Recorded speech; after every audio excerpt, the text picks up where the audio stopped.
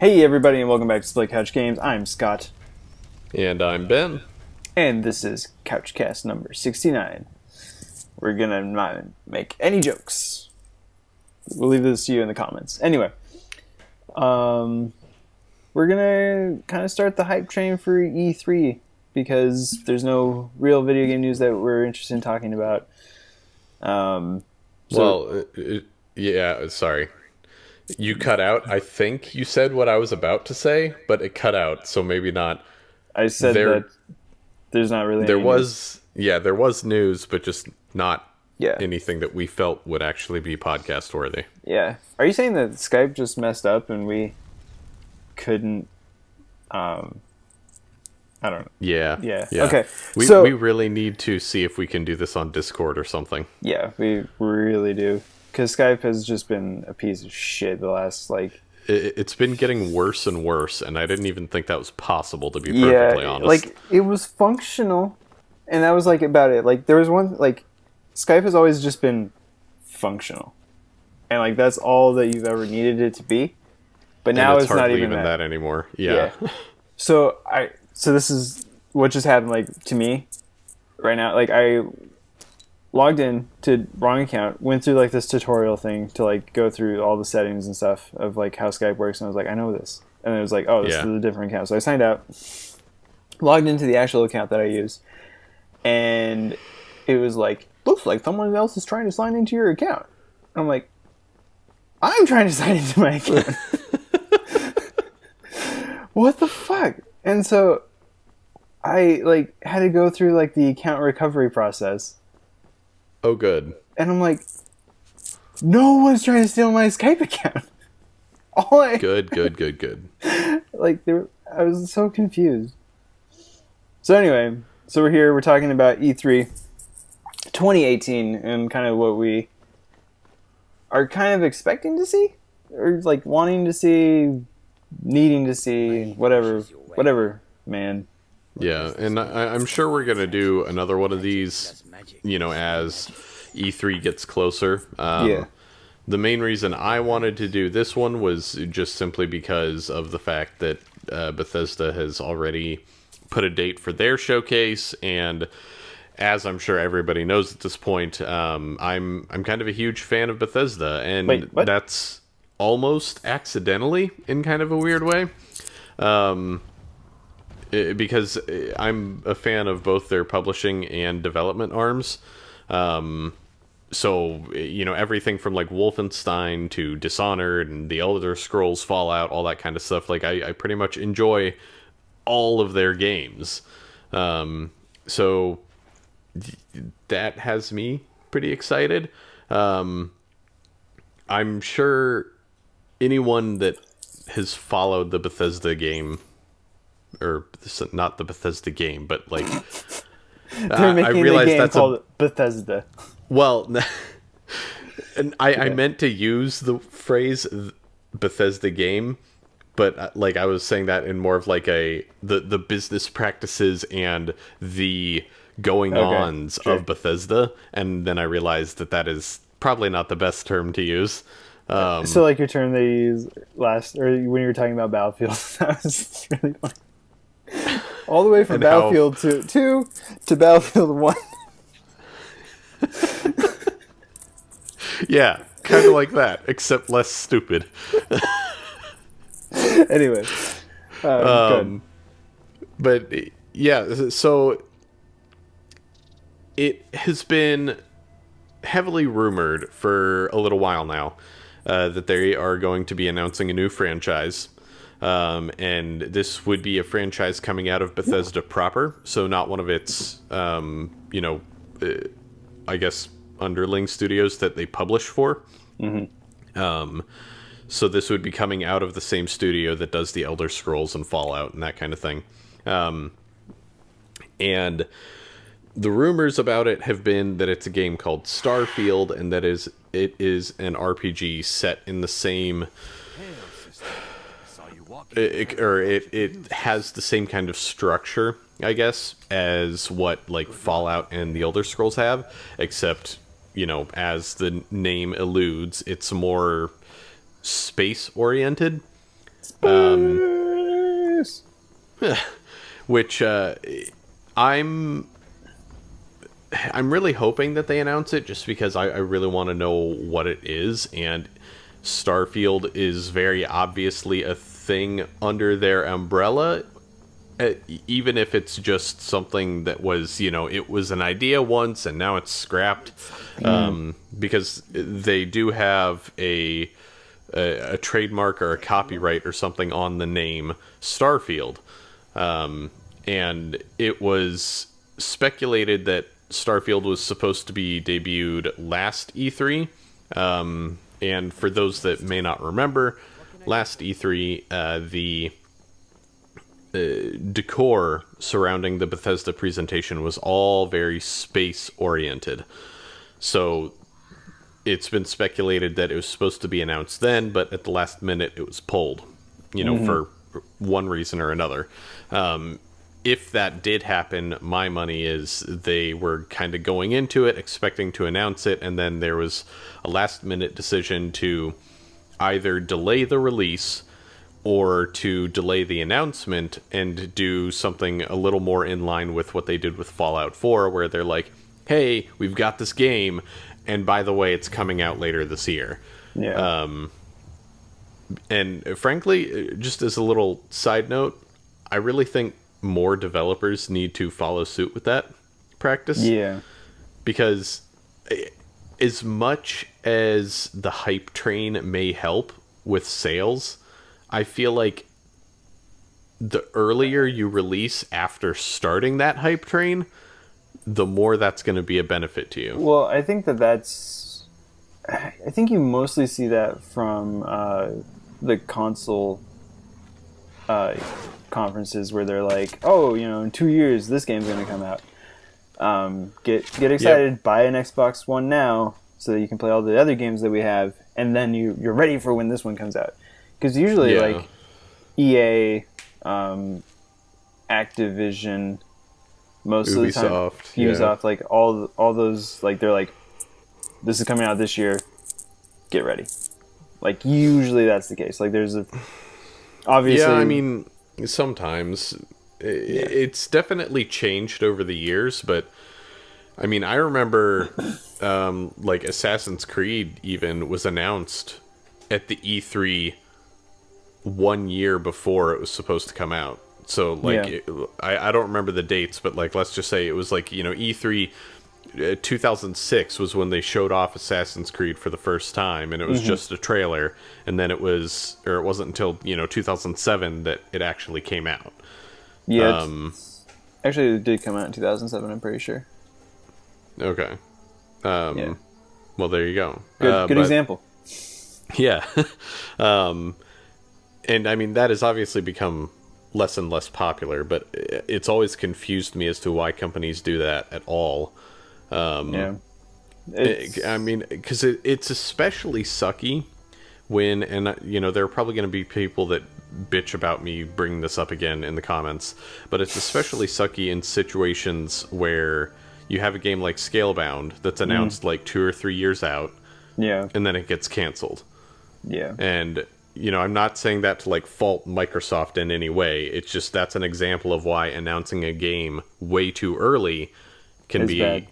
It's a very bad thing, because like now you have all these people that got super excited about fighting and riding dragons and everything, and now they're never gonna get that. So but I mean, I think like the point is that they were like trying to get people excited about it, and like hopefully people would play the game when it came out.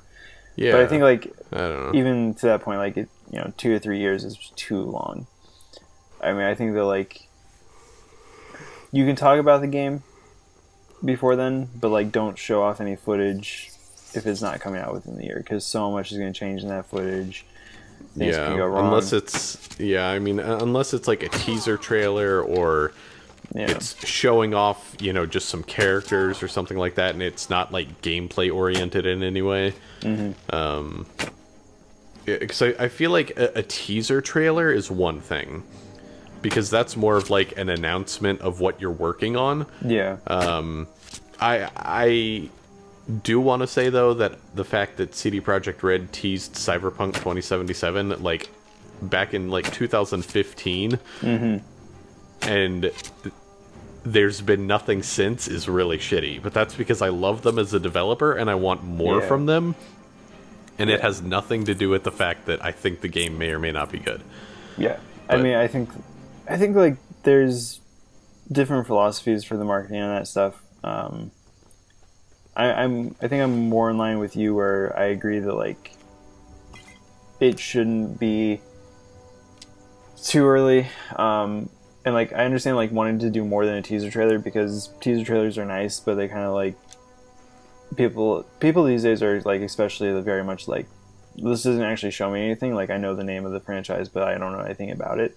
So like, showing gameplay and showing what the game's actually going to be is like probably super important for the developers. And again, like for the most part, like I feel like things that are like said like 2 years in advance or whatever is mostly like mostly seems like it's coming from Microsoft being like, hey, look, we're gonna have exclusives, bear with us, please. You mean kind of like the fact that they fucking announced Crackdown 3 like 5 years ago and it's still not out? It's coming. Like, can we just stop and talk about that for a moment? The fact that Crackdown 3 is still not out, and that was a game that was used to pitch the system. This is like Alan Wake. This is like Alan Wake all over again. Oh, but Alan Wake turned out really good, so maybe Crackdown 3 will be equally as good. We'll see, but I don't know that they're gonna have that same kind of success. Because I mean, Alan Wake was good because of the storytelling and everything, whereas Crackdown 3, I feel like everything that they originally pushed for the game is not actually going to be a factor anymore. Because like, if you remember, the original push for the game was like, oh, this is going to be like the first game that utilizes the cloud to do like physics calculations and stuff. Oh, I remember that. Yeah. I remember the cloud doing this. Oh my god. So, like, I genuinely think that that game's going to struggle a little bit when it comes out. But I mean, I don't know. I could be wrong.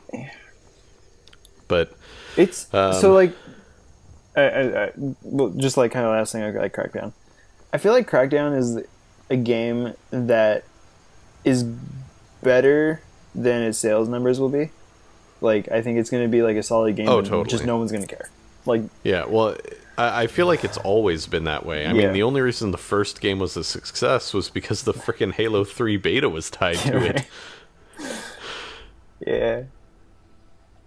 I remember. Because, I mean, that's the only reason I bought it. Or actually, I think it was my older brother that bought it. But, I ended up playing the game and actually really, really enjoying it. Yeah. I did that with the Gears 3 beta when it was in the Bulletstorm disc. Like, you got a week's early access. So I bought Bulletstorm, got the week's early access, and I played a little bit of Bulletstorm. It was kind of fun. No depth or anything. It was just like kill things in ridiculous ways. Yeah, it's kind of fun, but I got my money's worth from playing that beta. Yeah. So, it kind of backtracking a bit and also getting back on topic. I really, really hope that this year at E3 we see something from CD Projekt Red. Like, I want to see something about Cyberpunk 2077. And I think that's kind of likely, since they seem to, like, almost be, like, starting to ramp that up a bit more.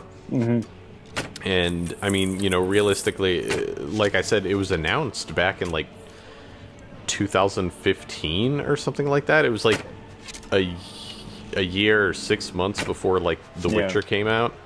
Or The Witcher 3, rather. I should be specific.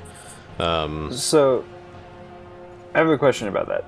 I don't mean to interrupt you, but where does The Witcher, or historically, where does like The Witcher and CD Projekt Red put their information? Like, is it like? What do you mean? Do they put it like in a console presentation, or do they have their own thing? Like, where? That's a good question, because I honestly don't know. I feel like their biggest show Gamescom? venue has it's always been Gamescom, I think, and that makes sense since they're in Poland. Gamescom is in Germany. Yeah.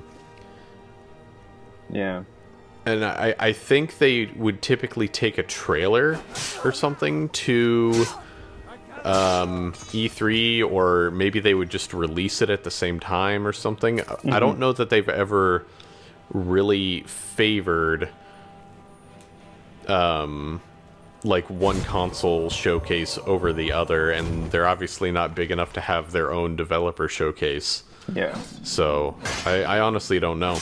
And like kind of the follow-up question is like, do you feel like CD Projekt Red would sign like some type of a, like timed exclusive? I don't think that they would do like a full exclusivity deal, but like, Oh no. They are huge advocates against that kind of thing. yeah, that's kind of the vibe I got. I was just confirming that. Yeah, well, except I don't know if you know this, but they own GOG. I think, or they own something like that. Okay. I get GOG and one of the other like PC game distros confused all the time. Let me see. CD Projekt Red. Does it say what else they... Yeah, they own GOG. Okay. So yeah, I mean, and I don't know if you know what that is, but for those who don't, it's a PC game platform, or shop service, whatever you may want to label it as, that sells DRM-free games. So basically anything that could possibly be DRM-free is on GOG. And they're huge advocates of that, and that's part of why The Witcher has never had any sort of DRM or anything. Is just because, like, you know, they run that, like, they feel like all games should be that way. And I don't know if I don't think it's still the case, but for a while you couldn't actually find the Witcher games on Steam because of it, because Steam is a sort of DRM. So, yeah. Okay.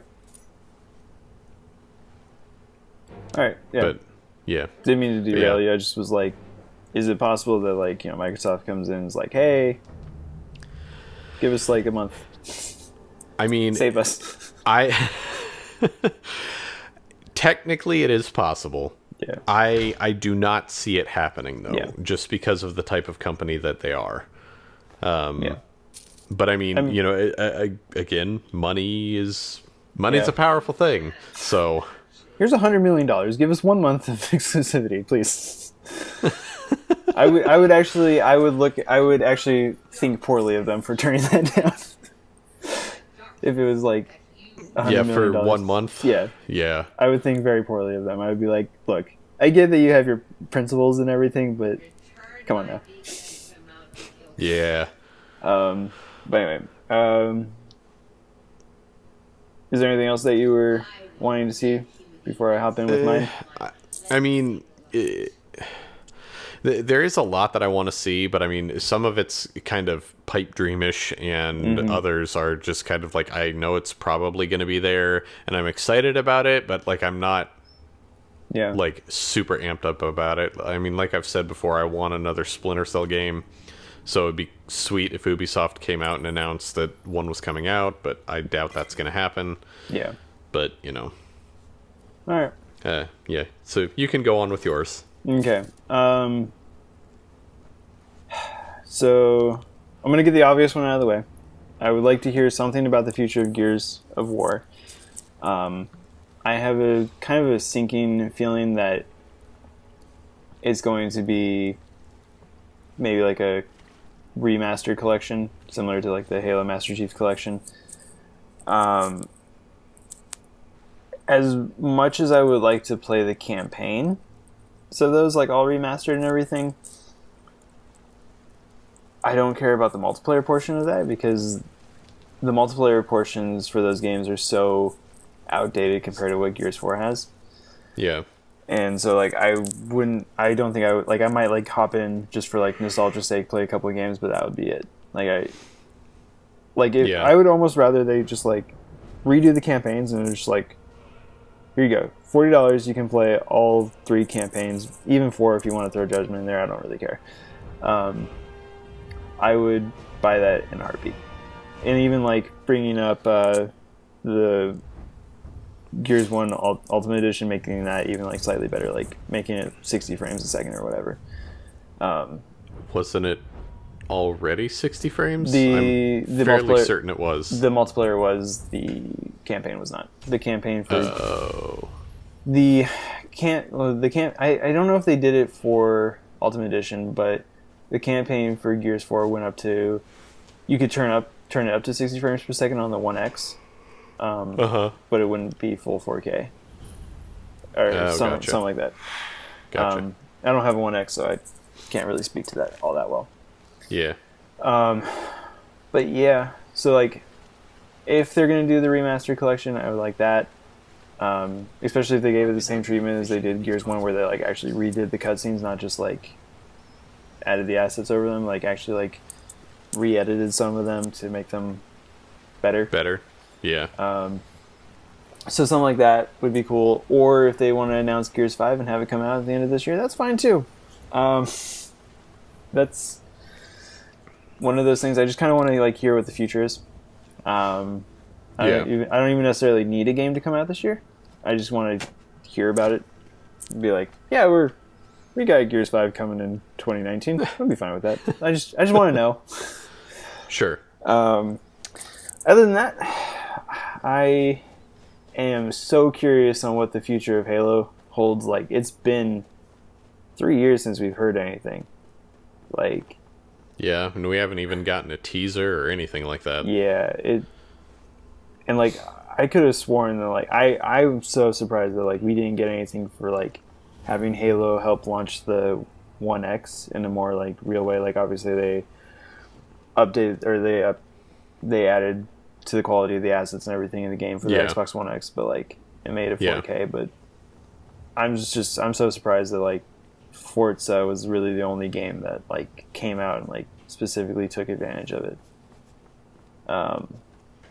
Like, I know that Forza is super popular and everything. It just surprised me that that's the only game, and like another flagship game didn't really step up and come out. So it's been 3 years. Well, I mean, to be fair, the Crackdown 3 was supposed to launch with the Xbox One X. That didn't happen. Still hasn't happened. Get over the Crackdown thing, all right? It's gonna happen. It's coming. I don't know. Like, you seem personally offended by this Crackdown 3 thing. It's just, I mean, like we were saying earlier, I really, really hate it when a game is announced years and years and years ahead of when it comes out. And the fact that it's been delayed like 3 or 4 times is just like... Can I title this podcast that Ben's offended by Crackdown 3? Sure, why not? Excellent. Does that mean you're editing it? Oh shit, you're right. Can you title this podcast? No, I can't. All right, fine. Yeah, and then I mean, that's really like no other franchises out right now really grab my attention like that much. Like, it's usually like, oh, that like that game looks cool, but I know I'm never gonna play it.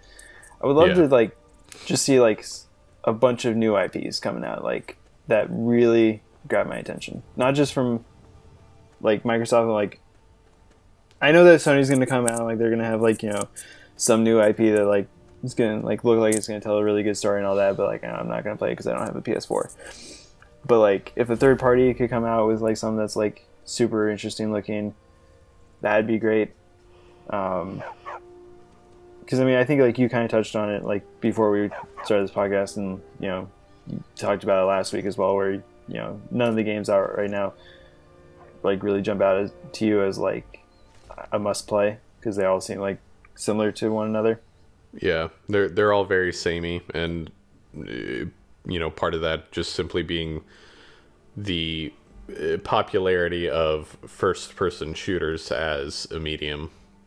Yeah. So I mean, just Yeah, I mean, just like, just new IPs. I think would be exciting, and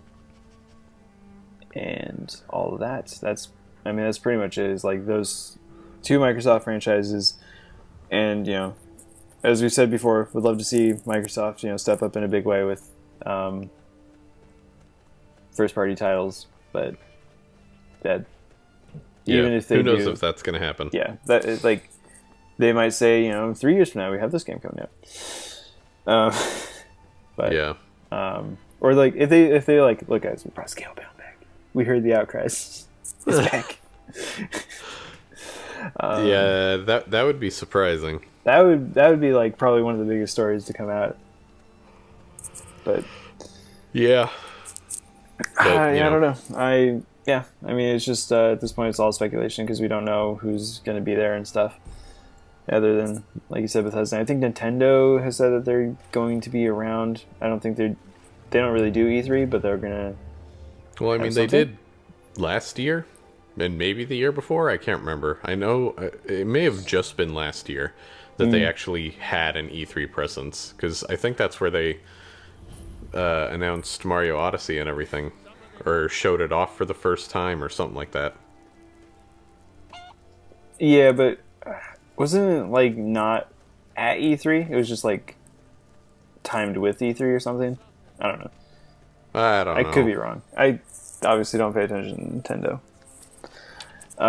as much as I should. Yeah. Yeah. Nothing else? I think that's about it. All right. Well, let's speak. I guess we have like a little bit of time. I don't want to we can obviously wrap the podcast up, but I'm going to put you on the spot right now. All right. We were talking about Scalebound. Scalebound gets re-greenlit and like has a presence there. That would be pretty surprising. What is the biggest surprise that you see happening at E3? Go. What's the biggest surprise that I could see happening at E3, or it doesn't even have to be that I want to see happen? Let me rephrase. What's the biggest surprise at E3? Go. Prediction. Biggest surprise. Biggest surprise. Predicted. Halo 6 is coming out this year, and it's going to be free. Free to play Halo 6. All right, I like it. With microtransactions or no microtransactions? Or actually, no, I'm going to change my answer. I feel like Anthem is going to have something that kind of blows us out of the water. Ooh, Anthem. Like, they're going to come out and be like, this is what our game is going to offer. And, like, I don't know, maybe they're going to be like, there are no microtransactions. Like, there's still loot boxes, but it's, like, part of the normal game, and it's just, like, cosmetic crap or something. I don't know, but... I got you. My biggest surprise for E3 is that Microsoft...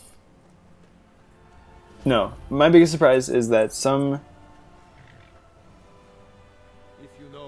outside of EA has a Star Wars game. Whether they license it from EA or EA loses its exclusivity or whatever. Biggest surprise. Someone else has a Star Wars game. Yeah, actually, let me rephrase that. A Star Wars game. It could be BioWare, it could be whoever. Star Wars game coming out. Yeah, and not fucking Battlefront. Like Battlefront an 3, actual like out. a good Star Wars game Yeah. that isn't just a reskin of Battlefield. Yeah.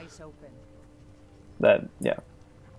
Do you like how I like qualified that? I was like, let me get away from EA. No, it's just a good Star Wars game. Like, it doesn't matter who. Yeah. I just a Star Wars. Yeah. Game. I almost said that, but yeah. I don't know. I don't see EA losing Star Wars. Yeah. Being something that has results quite yet. Yeah. Well, I mean, I say that as if it's official that they lost Star Wars, but you know what I mean. Yeah, I know what you mean. Like, if they were going to, it would have happened behind closed doors, and it wouldn't be like we wouldn't see another Star Wars game for a couple of years because it would have to actually be made. Yeah. But who knows? Things are crazy. Yeah. I mean, unless the exclusivity part of it was only for a certain number of years, and that's up now or something. Yeah. Was it exclusive? Is that like 100% confirmed that it's an exclusive deal, or is it just a... I thought it was. Okay. I That's thought, what I thought too, but Yeah. it's been a while since like I heard anything about it, obviously, so it's probably exclusive. But anyway, yep, those are our biggest surprises. Let us know what you guys would be surprised to see, whether you want to see it or if it's just like, just crazy out of left field.